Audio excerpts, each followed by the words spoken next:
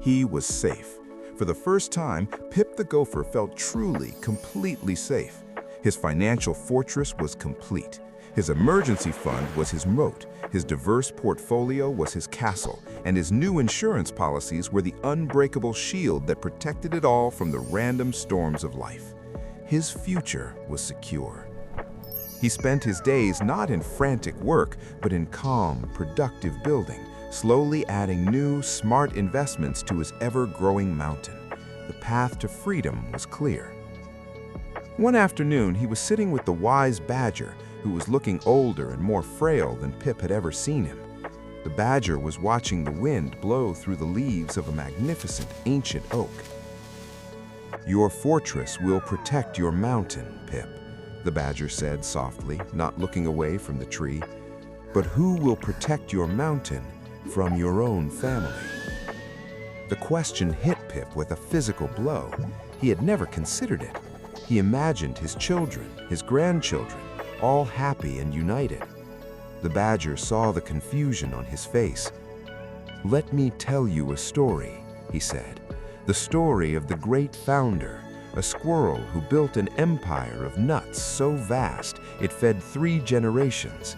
He was a genius at building, but a fool at planning. When he passed away into the great winter, he left behind no instructions, no map. He thought his love for his family was enough." The badger's voice grew somber. It was not. His 3 children, who had always loved each other, were turned into monsters by the sheer size of the prize. They fought over every branch of the empire. The arguments tore the family apart, and while they were busy squabbling, the sly foxes of the world moved in, offering bad advice, stealing pieces of the business, until the great empire was nothing but scraps. The founder's life's work was destroyed by the very people he had built it for. Pip was horrified. He looked at his own beautiful mountain of acorns, and for the first time, he saw it not as a monument to freedom, but as a potential bomb that could destroy his family. "What could he have done?" Pip whispered. "What was the answer?" The badger reached into his satchel and pulled out not a financial statement, but a beautiful old hand-drawn map rolled up and tied with a ribbon. He unrolled it. It was a map of the badger's own small assets, with clear lines and names pointing to different locations. "This," the badger said with reverence, "is not a document of death, Pip. It is the final, most important act of love. This is a treasure map, a will." To show Pip the true power of the map, the badger gave him a terrifying vision of the future. He saw himself as an old, wizened gopher passing away peacefully. But then he saw his own children, now grown, standing over his mountain of acorns. Confusion turned to disagreement, disagreement turned to bitterness, and from the shadows he saw the sly fox licking his lips, slowly approaching his grieving, fighting children, a contract in his paw, ready to exploit their chaos. The vision was so real, so painful, that Pip cried out. "Now," said the badger, and the dark vision was replaced by a new one. The same scene, but this time Pip's children were holding his treasure map. There was no confusion. There was only sadness for their loss and gratitude for his foresight. Every acorn had a name on it.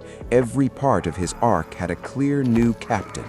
The sly fox saw the map, saw the unity, and slunk back into the shadows, his power gone. There was nothing to exploit. The map had protected them. The vision faded. "A will, Pip," the badger said, "is your final gift of peace. It is your voice, speaking clearly and lovingly, even after you are silent." Pip spent the next week not as an investor or an architect, but as a cartographer, drawing the most important map of his life. He sat down and thought about his legacy, a portion of his mountain for his son to help him start his own family, a portion for his daughter to fund her education, a small permanent fund for the local forest school. He wasn't just dividing assets, he was planting the seeds of his values for the next generation. He drew the map, marking every stream of income, every piece of his kingdom, and as he did, he stood back to look at the whole picture. He looked at his total mountain of wealth. Then he looked at the neat, generous piles he had allocated for his children and his community, and a shocking, profound realization hit him with the force of a tidal wave. The piles he had set aside for his heirs, they were nothing. They were small hills at the base of a colossal mountain. He had enough to give them incredible lives, to ensure they would never struggle, and he would still have a vast Everest-sized mountain of acorns left over. His machine was so powerful, it was producing far more than his entire lineage would ever need. He went to the badger, holding his completed treasure map.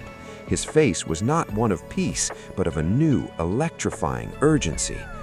"Mr. Badger," he said, his voice filled with a new kind of purpose, "I've planned for the future, for when I'm gone, but I have more than enough. Can I use this wealth to make the forest better right now?"